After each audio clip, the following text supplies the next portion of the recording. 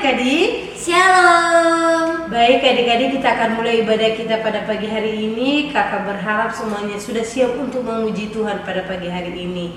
Mari semuanya, sebelum kita akan mulai ibadah kita mau terlebih dahulu berdoa. Tuhan Yesus yang baik, terima kasih kami ada semua karena kebaikan Tuhan. Kami bersyukur punya Tuhan Yesus yang baik. Bapa, pada pagi hari ini kami mau mulai ibadah kami. Hadirlah dan berkati setiap kami yang hadir pada pagi hari ini yang beribadah kepadamu. Terima kasih Tuhan, terlebih dahulu ampuni setiap dosa pelanggaran kami. Kami sengaja ataupun tidak Tuhan, agar kami layak memuji, meninggikan dan bersuka cita di atas nama Tuhan. Dalam nama Tuhan Yesus Kristus kami berdoa. Sama-sama katakan amin. Oke adik-adik. Nah, Kak Erika undang untuk berdiri. Kita akan memuji Tuhan bersama-sama. Kita mau bersuka cita, bersenang-senang. Kita mau ke pujian ya. Semuanya ikuti gerakan Kanita yang di depannya.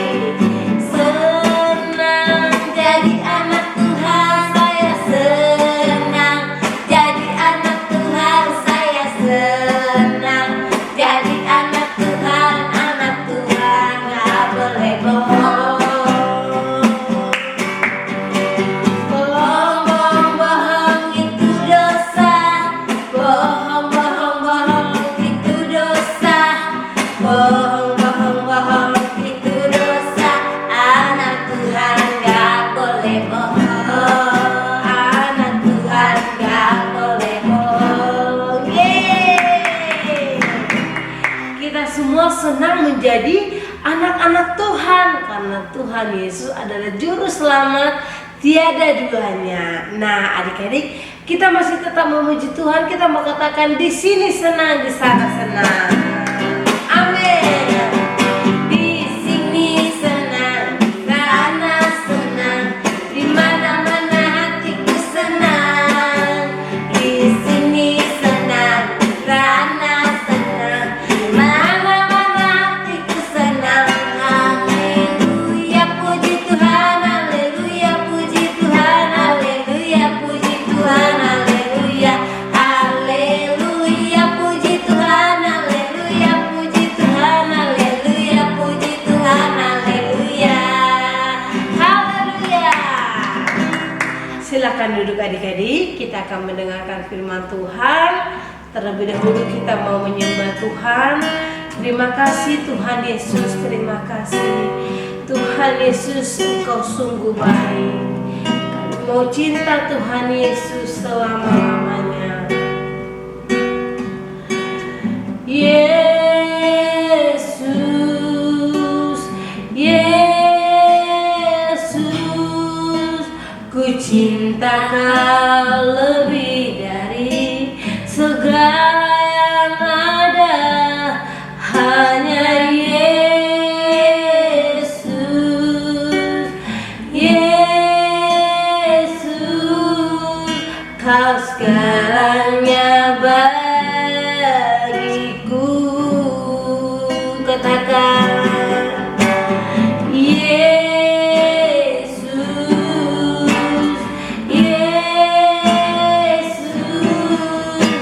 ku cinta Kau lebih dari segala yang ada. Hanya Yesus, Yesus, Kau segalanya bagiku. Kita mau lebih sungguh-sungguh, sekali lagi katakan Yesus, Yesus, ku cinta Kau lebih dari segala yang ada. Hanya Yesus, Yesus, Kau segalanya bagiku. Kau segalanya, Kau segalanya bagiku. Sekali lagi katakan Kau segalanya Tuhan, Kau segalanya bagiku.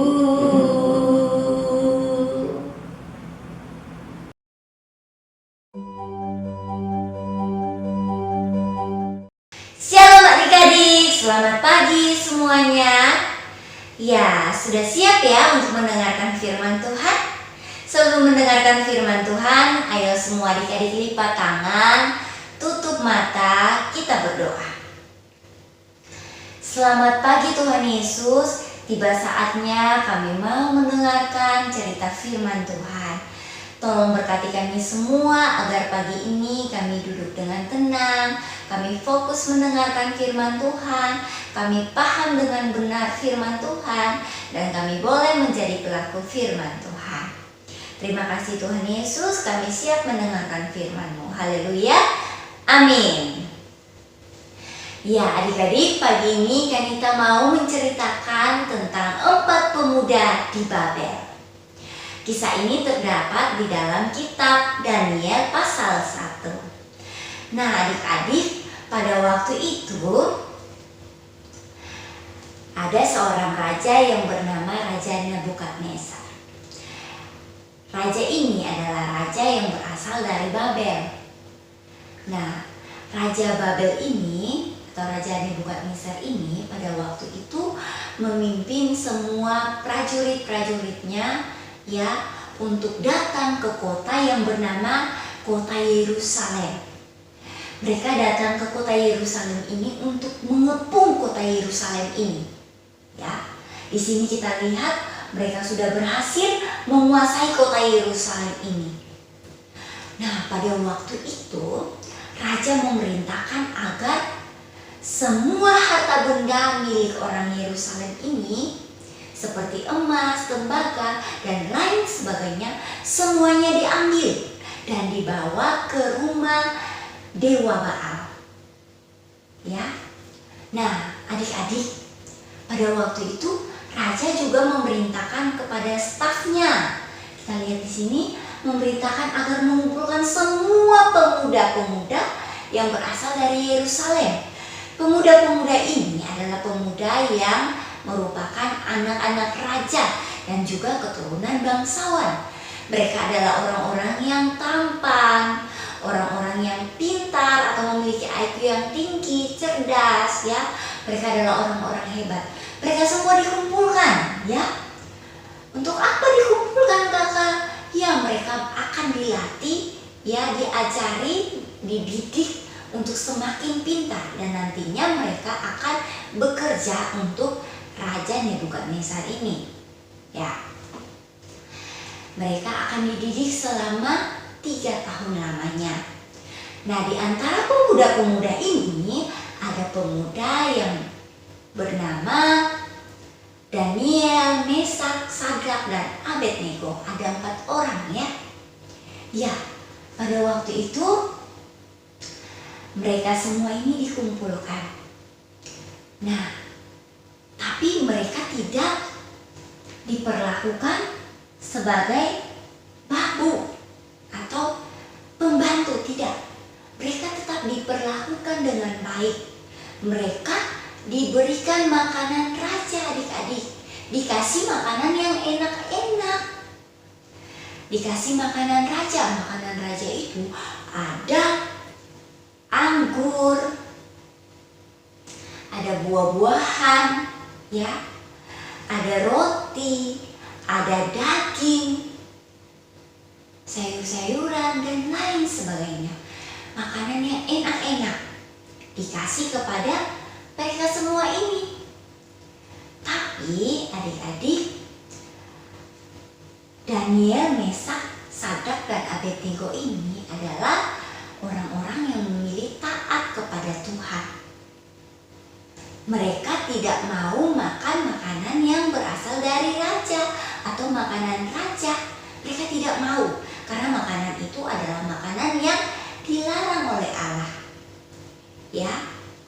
Tapi kalau misalkan Daniel ini tidak mau makan makanan raja atau dia protes terhadap makanan itu adalah sesuatu yang berbahaya bagi Daniel.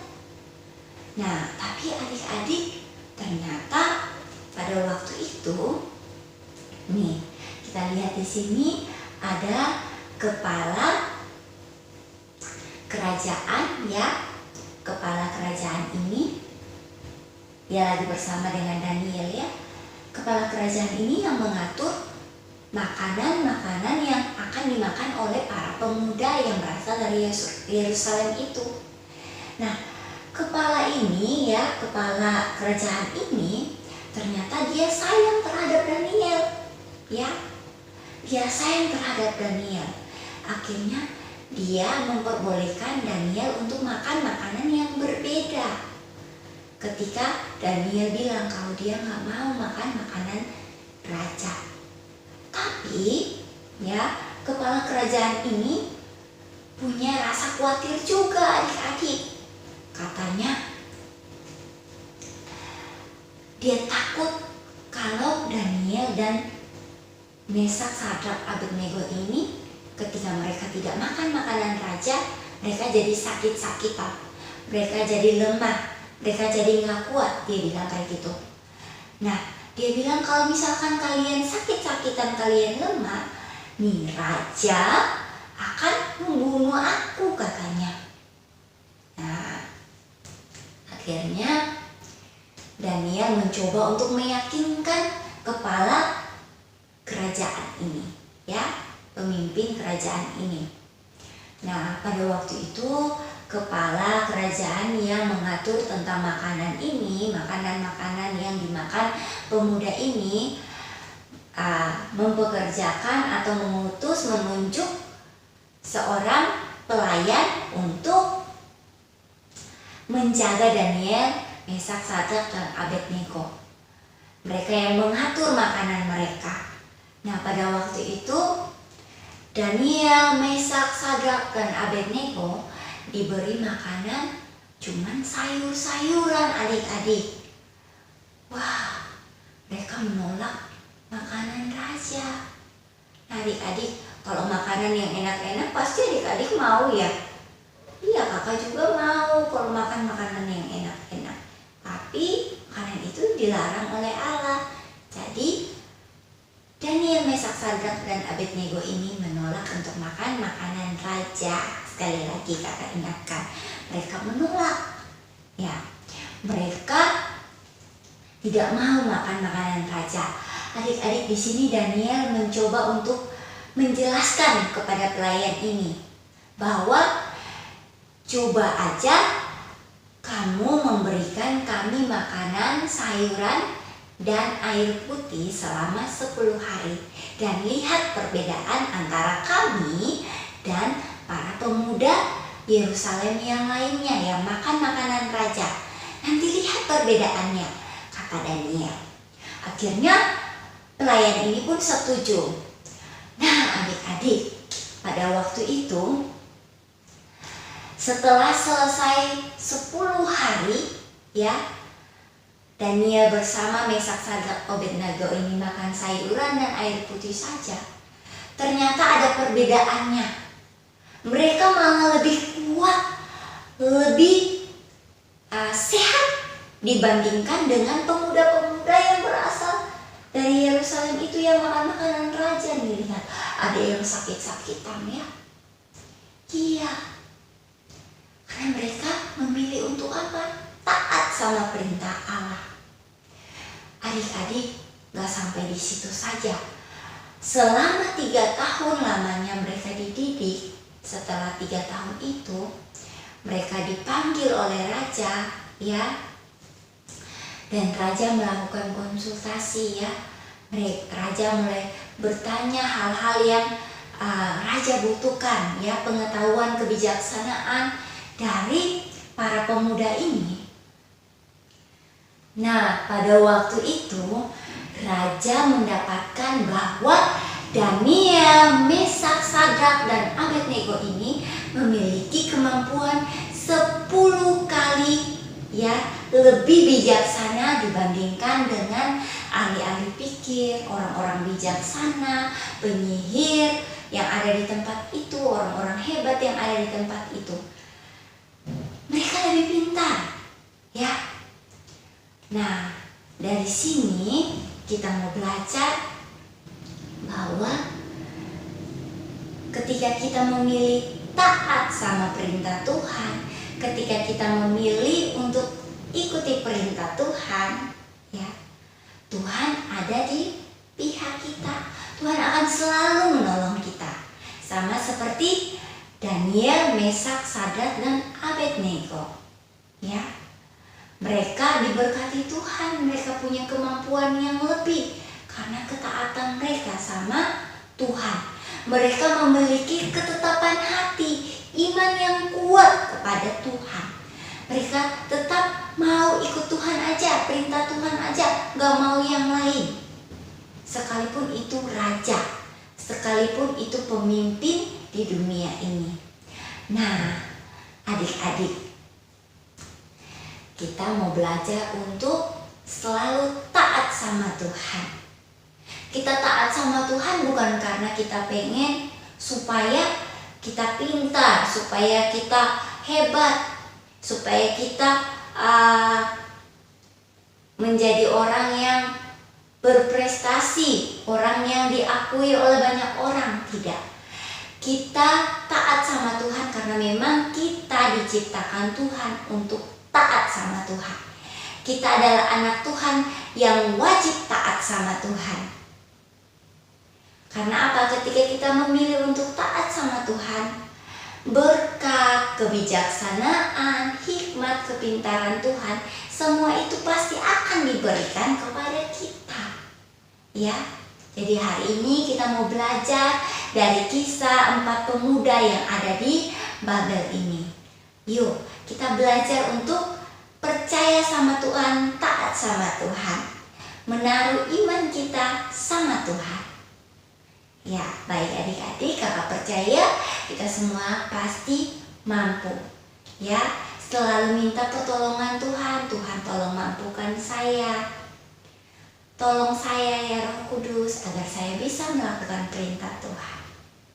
Oke adik-adik, ayo semuanya lipat tangan, tutup mata, kita berdoa. Terima kasih Tuhan Yesus, hari ini kami sudah belajar kisah 4 orang pemuda di Babel. Kami percaya bahwa kami dimampukan oleh Tuhan untuk taat, untuk mengikuti perintah Tuhan. Terima kasih Tuhan Yesus, mampukan kami untuk setiap hari kami belajar taat sama Tuhan. Apapun yang terjadi kami mau taat sama Tuhan. Haleluya Tuhan Yesus, kami berdoa. Amin. Mari anak-anakku, angkat tanganmu, arahkan hatimu kepada Tuhan, Bapa pemberi berkat dari surga. Terimalah berkat dari Allah Bapa di surga, kasih karunia, damai sejahtera, sukacita yang melimpah di dalam nama anak yang tunggal, yaitu Tuhan Yesus Kristus, serta kekuatan, kuasa, penghiburan, kasih karunia daripada Roh Kudus menyertai engkau dari hari ini sampai Tuhan Yesus datang, bahkan sampai selama-lamanya.